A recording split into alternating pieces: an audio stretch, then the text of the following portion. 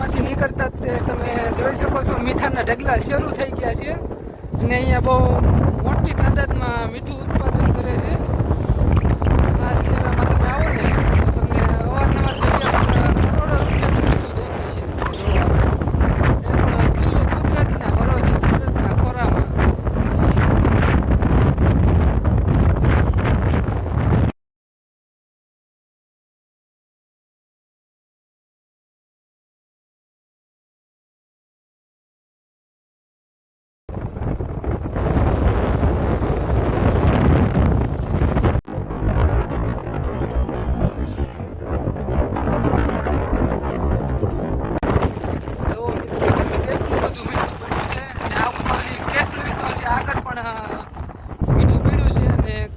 ગાડીઓ પણ ભરાતી હતી ખટારા ડમ્પર એવું. અમે રિટર્ન અત્યારે જઈ રહ્યા છીએ આવ્યા ને ત્યારે ખટારા ભરાતા હતા ને આગળ 2-3 મોટા મોટા મશીન પણ છે મીઠું ભરવાના ખટારો. જેસીબીથી અમુક ભરે છે, અમુક મોટા મોટા મશીનોથી ભરે છે. તમને બતાવું બેલ્ટવાળા મશીન આવે.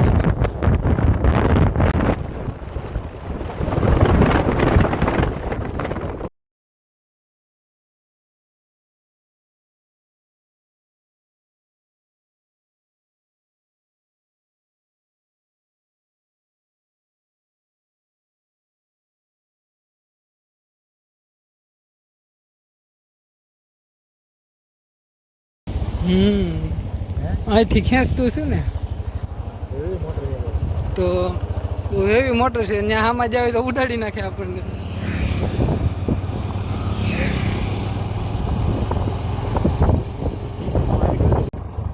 તો મિત્રો અહીંયા આગળ જ ઓલું મશીન છે જે મોટું તમને કહેતો હતો ને, અહીંયા કેટલું પ્રમાણમાં મીઠું છે તમે એક ફેરામ અંદાજો તો લગાડો કેટલા પૈસાનું થતું છે. ને અહીંયા જો આગળ આ મશીન દેખાય ને તે મોટું મશીન છે મીઠું ભરવાનું.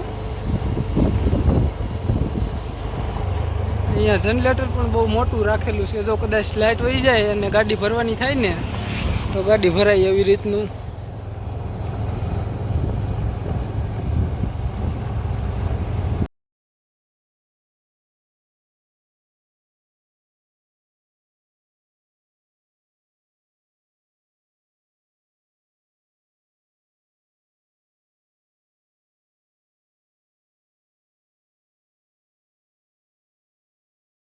ભરે છે ને ઓલા મશીનથી પણ ભરવામાં આવે છે.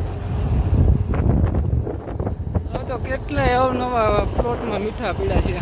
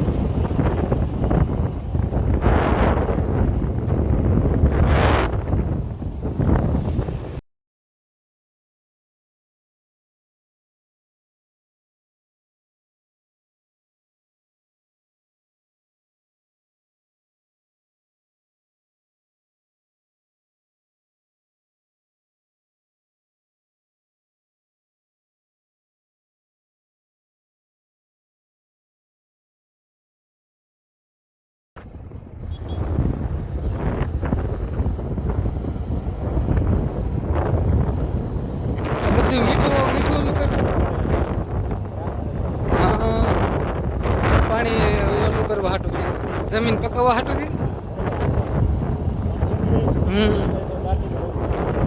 વાહ,